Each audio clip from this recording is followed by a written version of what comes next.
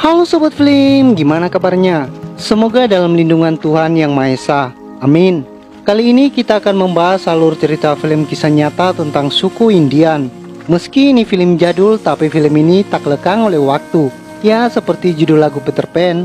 Film ini berasal dari negara Amerika dan bergenre action sejarah, menceritakan pertikaian suku Indian melawan bangsa kulit putih. Terjadi diskriminasi yang luar biasa terhadap suku Indian.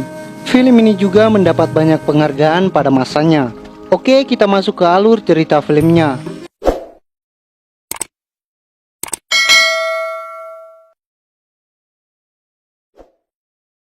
Adegan dimulai pada tahun 1863. Diperlihatkan seorang pria bernama John Dunbar. Dia adalah seorang tentara dalam sebuah perang saudara di Amerika. Pada perang itu kakinya terluka cukup parah. Dokter pun berkata bahwa tidak ada jalan lain selain mengamputasi kakinya. John yang setengah sadar akibat dari rasa sakitnya mendengar percakapan dari tim medis yang merawatnya. Ia terlihat sangat tidak rela kehilangan salah satu kakinya. Saat tim medis itu beristirahat sejenak, John mengambil kesempatan untuk pergi dari tenda itu. Dengan susah payah ia mencoba memakai kembali sepatunya sambil menahan rasa sakit.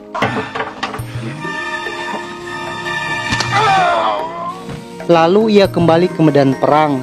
Dia menyaksikan peperangan yang masih begitu sengit. Tiba-tiba ia menunggangi sebuah kuda dan masuk ke dalam zona tembak-menembak. Sepertinya ia lebih memilih mati tertembak daripada harus kehilangan salah satu kakinya. John lalu mondar-mandir mendekati area dari musuhnya. Tapi entah kenapa musuhnya kesulitan menembak ia dan kudanya. Mungkin karena pergerakan mereka yang tak biasa. Hal itu justru mengobarkan semangat dari para tentara Union Army. Ini membuat mereka bisa menyerang musuh saat perhatian mereka tertuju pada John. Para pasukan dari army itu akhirnya bisa memenangkan peperangan tersebut. Pemimpin pasukan pun menghampiri John. John berkata padanya bahwa ia tidak ingin kehilangan kakinya. Jenderal itu menyuruh bawahannya untuk membawanya pada dokter pribadinya untuk mengobati dan menyembuhkan kaki John yang terluka parah. John dianggap sebagai seorang pahlawan dalam pasukan mereka. Ia diberi penghargaan dan dinaikkan jabatannya menjadi seorang letnan. Ia pun dihadiahi sebuah kuda yang saat itu ia tunggangi. Kuda itu bernama Cisco. Setelah kondisinya sudah benar-benar pulih, John diberi kesempatan untuk memilih tempat tugas yang ia inginkan. John meminta ditugaskan di sebuah ujung perbatasan yang bernama Lakota. Wilayah itu masih banyak dihuni oleh beberapa suku Indian. John memilih ditugaskan di sana karena ia ingin melihat daerah perbatasan sekali seumur hidupnya. Setelah melapor, dia pun mendapat izin dan surat tugas dari seorang mayor bernama Van Bork. John pun memulai perjalanannya dengan menumpang sebuah kereta kuda. Dia pun membawa persediaan makanan dan berbagai suplai untuk pasukan yang bertugas di sana. Tak lama setelah John pergi, Mayor Van bunuh diri, entah apa alasannya. Tapi sepertinya Van sudah gila karena peperangan yang tak kunjung berakhir. Perjalanan John pun ke sana tidak begitu menyenangkan, karena ternyata rekan perjalanannya yang bertugas membawa kereta yang bernama Tim adalah orang yang bodoh dan menyebalkan. Di tengah perjalanan mereka sempat melihat sebuah gerobak kuda yang sudah hancur. Ada juga kerangka manusia lengkap dengan busur panah. Kemudian diperlihatkan tempat bernama Port Veswich, tempat di mana John akan datang. Seorang kapten yang bernama Kapten Cargill secara resmi membubarkan seluruh pasukannya. Mereka terlihat sangat menyedihkan karena sudah lama tidak mendapatkan suplai makanan dan baju baru dari markas pusat. Cargill membubarkan pasukan karena mereka telah putus asa dan kehilangan harapan. Saat John tiba di sana, ia sudah terlambat. Sudah tidak ada satupun orang di pos itu. Hanya ada sebuah gubuk usang beserta berbagai barang yang terbengkalai. John lalu melihat-lihat keadaan di sana dan merenung sebentar. Setelah beberapa lama, ia lalu memerintahkan tim untuk membantunya menurunkan semua barang bawaan. John memutuskan untuk menetap sementara di situ mengikuti surat perintah. Tim tidak percaya dengan keputusan John dan menganggapnya sudah gila. Besoknya John mulai membersihkan tempat itu dan membuatnya nyaman untuk ditinggali. Ia mulai membuat kandang untuk Cisco. Kemudian dia hendak mengambil air di sebuah telaga. Ia terkejut menemukan cukup banyak bangkai rusa. Hal tersebut begitu mengherankan karena bangkai-bangkai itu tewas tertembak, tapi hanya dibiarkan mati tanpa diambil dagingnya. John mengangkat semua bangkai itu dari air, mengumpulkannya lalu membakarnya. Ini agar air itu kembali bersih dan bisa kembali ia gunakan. Di tempat lain, tim yang melakukan perjalanan pulang disergap oleh sekelompok suku Indian. Tim berkali-kali tertusuk busur panah yang mereka tembakan. Ini membuatnya tewas di tempat itu dan semua kudanya pun dirampas.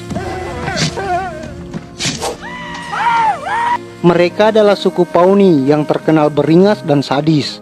Mereka tak segan memburu dan membantai orang kulit putih yang melewati wilayah mereka, termasuk juga suku Indian lain.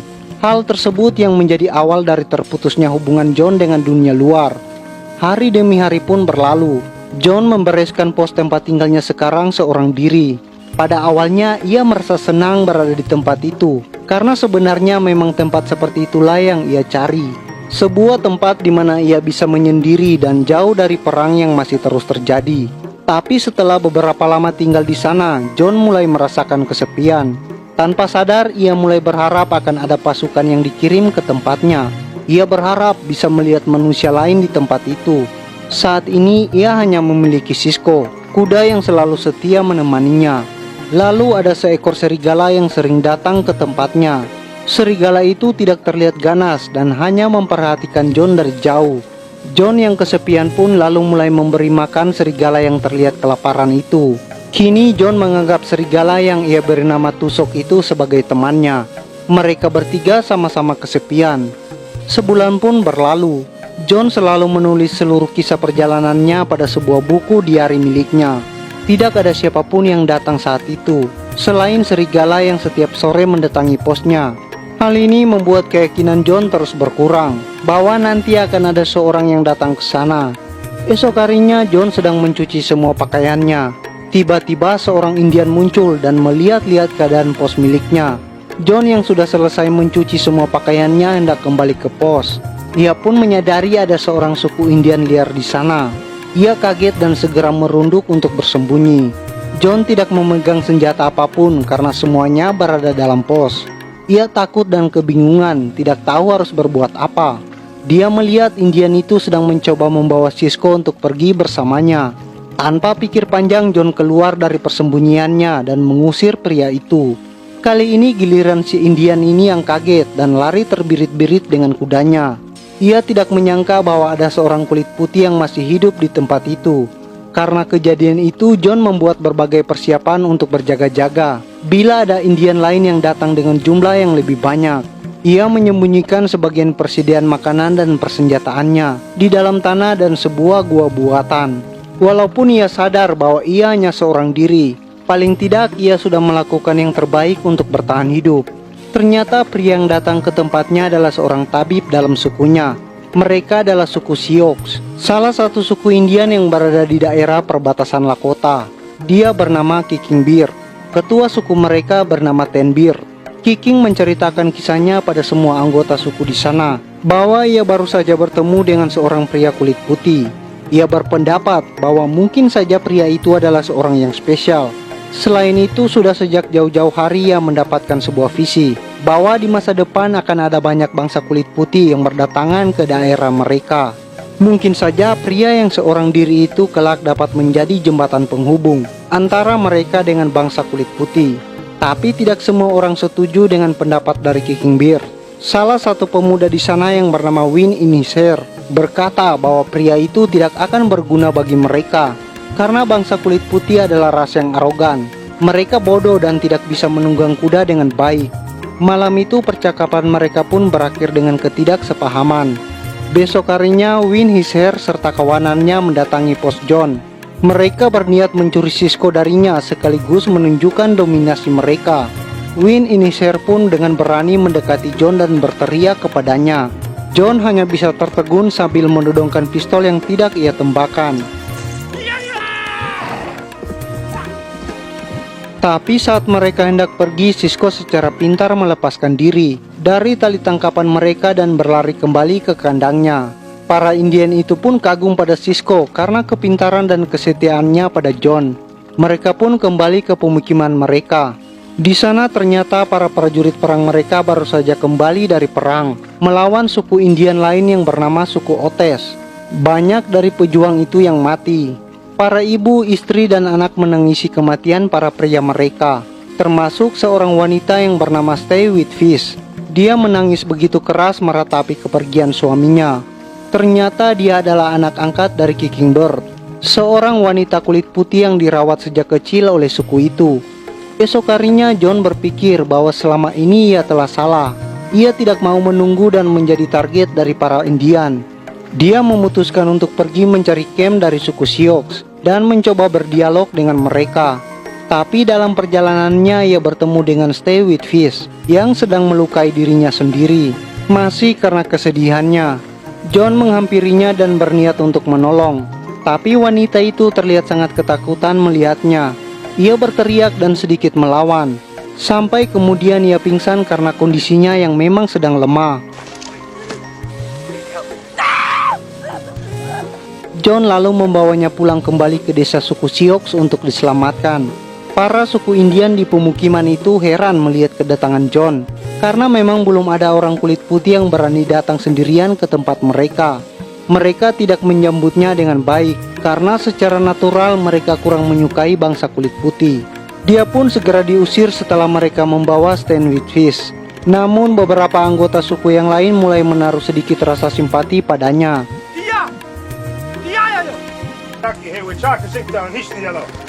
Setelah kejadian itu, John dan suku Sioux mulai menjalin hubungan yang lebih intens. Mereka sama-sama mencoba untuk bisa berkomunikasi satu dengan yang lainnya. Kicking Bird dan beberapa anggota suku yang lain berkunjung ke pos. John menjamu mereka dengan segelas kopi dan memperkenalkan gula yang belum pernah mereka temui.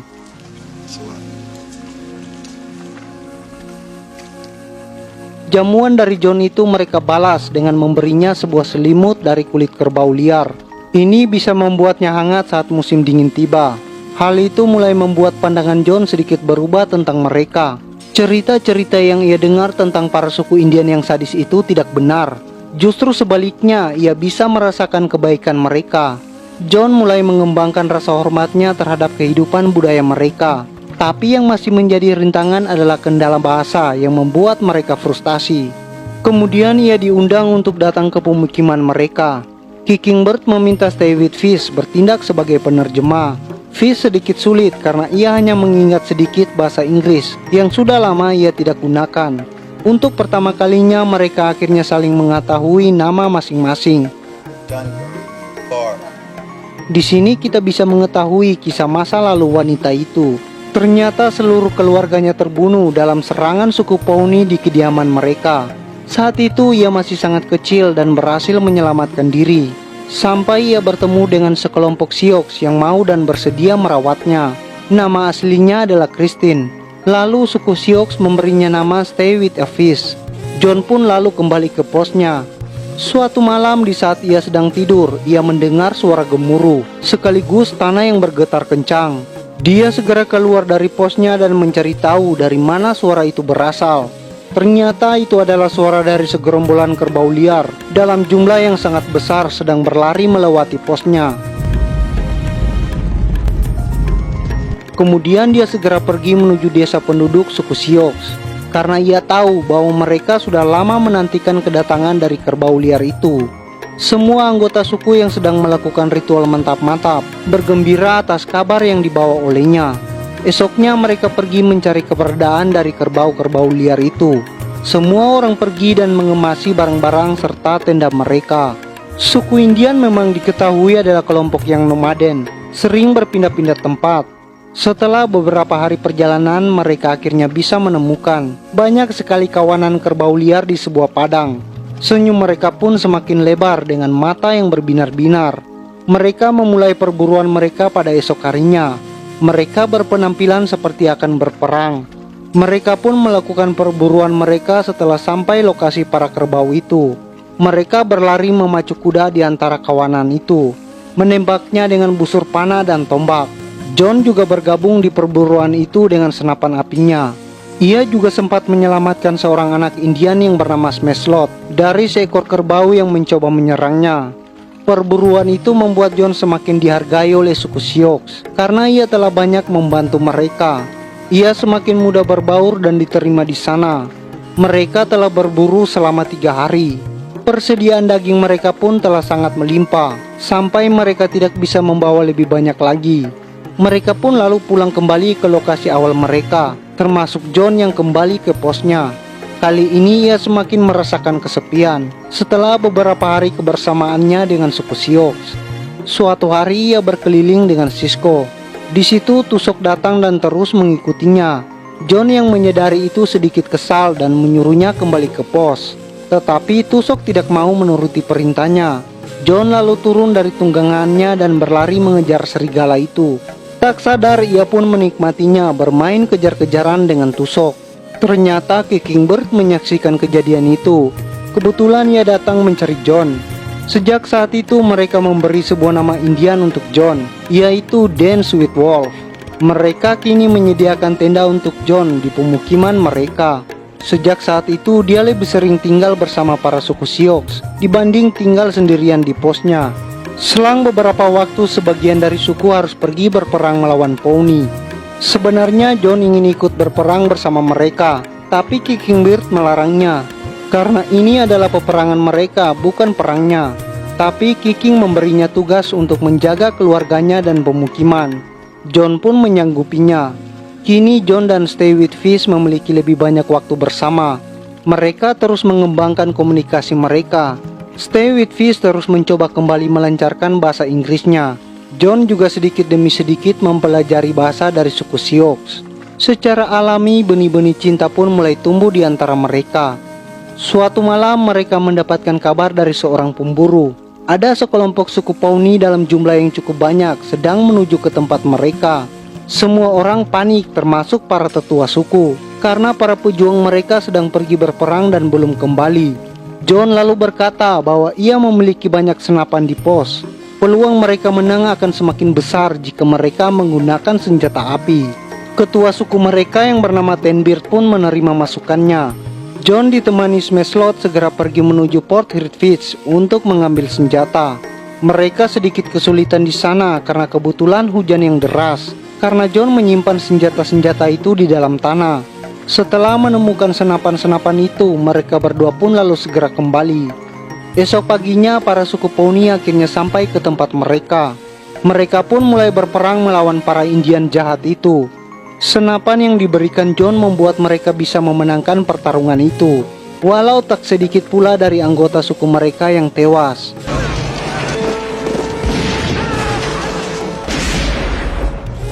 John tidak pernah mengalami peperangan yang seperti itu sebelumnya.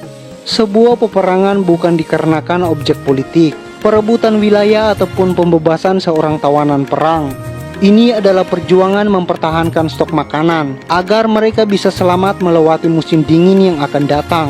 Sebuah perang untuk melindungi anak istri dan orang-orang kesayangan. John pun semakin hanyut dalam kehidupan mereka. Ia bisa merasakan kebanggaan karena berhasil menjaga pemukiman mereka. Bahkan ia mulai lupa akan masa lalunya dan dari mana sebenarnya ia berasal. Para pejuang Sioux akhirnya pulang dan merayakan kemenangan dan keselamatan mereka. Istri dari Kickingbird memberi isyarat pada suaminya bahwa ia dan semua perempuan di sana sudah menyadari apa yang sedang dirasakan oleh Stay With Fish dan John. Akhirnya Kickingbird pun menikahkan mereka berdua. Pada suatu hari Kicking mengajak John pergi berkuda. Beard menunjukkan sebuah tempat yang dianggap sakral dan suci. Bahkan musuh mereka suku Pawnee pun sependapat dengan mereka. Sebenarnya sejak pertama bertemu, Kicking sering bertanya pada John tentang apakah nanti kulit putih akan mulai berdatangan ke wilayah mereka. Sebanyak apakah jumlah yang akan datang? Sebelumnya John tidak pernah mau menjawab pertanyaan itu dengan jelas. Tapi di situ ia menjawab pertanyaan itu dengan detail. Ia berkata bahwa di masa depan akan ada banyak sekali kulit putih yang datang dalam jumlah yang sangat banyak. Dia sangat mengkhawatirkan keselamatan dari suku Sioux. Kicking termenung sejenak mendengar jawaban itu. Lalu ia mengajaknya pulang. Beard menceritakan hal itu pada Tenbeard. Ten lalu menunjukkan sebuah helm yang sepertinya milik bangsa Romawi. Ia bercerita bahwa dulu di masa kakek buyutnya, Mereka pernah datang dan berniat menjajah suku Indian. Setelah itu giliran bangsa Meksiko yang datang dengan maksud yang sama. Tapi suku Indian berhasil mengusir mereka pergi dari tanah mereka. Namun sepertinya mereka para orang asing akan terus berdatangan untuk mencoba merebut wilayah mereka. Ia lalu memerintahkan semua orang untuk segera berkemas dan pergi ke sebuah lembah. Ini karena mereka akan segera memasuki musim dingin. John dan Stay with Fish pun berkemas. Kini ia sudah benar-benar meninggalkan kehidupan lamanya. Fish bertanya apakah tidak ada barang miliknya yang tertinggal di pos. Pertanyaan itu membuat John teringat akan buku diari miliknya. Jika ada pasukan yang menemukan itu, ia takut mereka akan mencari keberadaannya. Ia lalu meminta izin pada istrinya untuk pergi ke pos mengambil buku itu. Ia akan menyusul mereka yang akan segera melakukan perjalanan. Tapi sesampainya di sana, sekumpulan prajurit negaranya sudah menduduki pos tersebut. Saat ia datang, mereka menembaki Sisko sampai mati, kemudian memukul John hingga pingsan.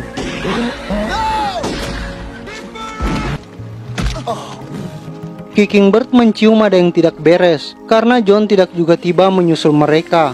Ia lalu memerintahkan Wayne Inisher dan 2 orang pergi ke pos milik John. Sementara di pos, John yang sudah sadar dicerca banyak pertanyaan. Siapa identitasnya dan kenapa ia berpakaian seperti seorang Indian? Dia menjawab bahwa dia juga adalah seorang prajurit. Tempat ini adalah pos tempat tugasnya. Ia lalu meminta agar mencari buku diari miliknya. Ini agar mereka bisa percaya dengan semua ceritanya. Karena di buku itu ia menyimpan surat tugasnya yang dahulu. Mereka lalu bertanya pada bawahannya yang pertama kali tiba di sana. Tapi semua orang berkata bahwa mereka tidak menemukan apa-apa. Lalu Kapten meminta John untuk menunjukkan di mana camp Indian berada. Dia memintanya menjadi penerjemah mereka. Karena pihak Amerika mengira bahwa para Indian telah menyandra anggota mereka.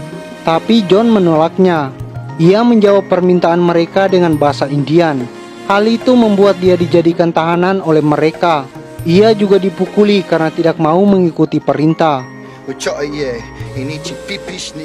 Sebenarnya sudah dari beberapa hari sekelompok suku Sioux yang ditugaskan Kickingbird memantau mereka dari jauh. Mereka menyaksikan John dijadikan tahanan. Winehair dan kawanannya menunggu kesempatan yang tepat untuk menyelamatkan John. Karena jika mereka menyerang sekarang, mereka pasti akan bisa dikalahkan dengan mudah. Ternyata selama ini buku diari milik John sudah ditemukan oleh seorang kopral yang bernama Pipis.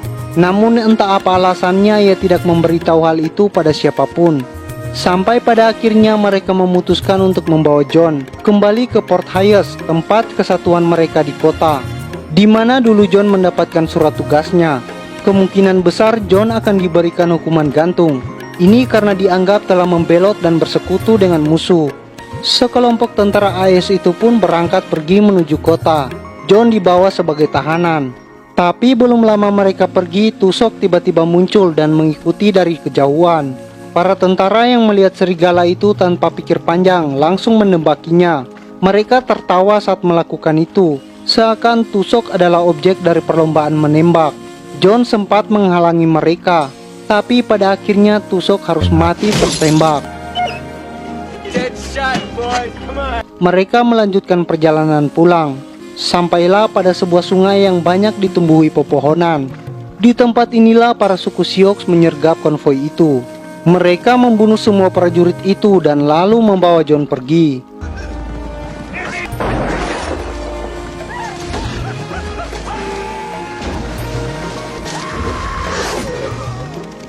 Mereka pun tiba di perkemahan musim dingin suku Sioux. Stay with Fish sangat bahagia melihat kepulangan suaminya. Mereka pun berkumpul di dalam sebuah tenda. John berkata bahwa dia harus pergi meninggalkan mereka, karena apa yang telah terjadi akan membuat para tentara AS memburunya. Jika mereka menemukannya akan membahayakan keselamatan suku Sioux. Namun semua orang dengan lantang menolak hal itu. Mereka tidak terima yang telah diucapkan John. Terlebih Winisher yang sudah menganggapnya sebagai seorang saudara. Thornbird lalu menasihati John untuk tetap tinggal. Suku Sioux menganggap bahwa John Dunbar sudah tidak ada, karena yang hidup bersama mereka sekarang adalah seorang Sioux yang bernama Dan Sweetwolf. Tapi sepertinya keputusan dari John sudah bulat. Istrinya pun menerima keputusan itu dan bersedia untuk ikut bersamanya. Kickingbird sebenarnya sangat kesal karena John akan pergi, tapi ia tetap mengucapkan salam perpisahannya pada John. Dia memberinya sebuah benda kesayangannya. John pun memberinya sebuah pipa rokok baru buatan tangannya. Dia berkata bahwa ia tidak akan pernah melupakannya. Kemudian Smashlot menghampirinya dan mengembalikan buku diarinya. Itu ia temukan saat penyergapan di sungai, disusul oleh Win Inisheer yang berteriak dengan lantang. Ia berkata bahwa John adalah temannya selamanya. Ini berbeda di awal mereka bertemu, di mana dia meneriaki John dengan permusuhan. Semua penduduk suku merasakan kesedihan akan kepergian Dance with Wolf dan Stay with Fish. Di tempat lain pasukan AS mencari mereka di pegunungan, tapi mereka tidak dapat menemukan John. Mereka dipandu oleh orang suku Indian lain yang sepertinya telah diberi imbalan. Sementara itu serigala melolong dari kejauhan. 3 tahun kemudian rumah mereka hancur. Kerbau liar mereka hilang. Kelompok terakhir dari suku Sioux ini menyerah pada otoritas bangsa kulit putih di Port Robinson, Nebraska. Ini membuat kebudayaan berkuda yang hebat kini telah hilang. Perbatasan Amerika hanyalah tinggal sejarah. Dari film ini kita bisa mendapat banyak pelajaran. Bangsa kulit putih selalu benar dan menang. Jangan pernah menantang yang kuat jika kalian tidak ingin musnah. Oke, sampai jumpa di alur cerita film berikutnya. Jangan pernah berhenti untuk berjuang. Ciao.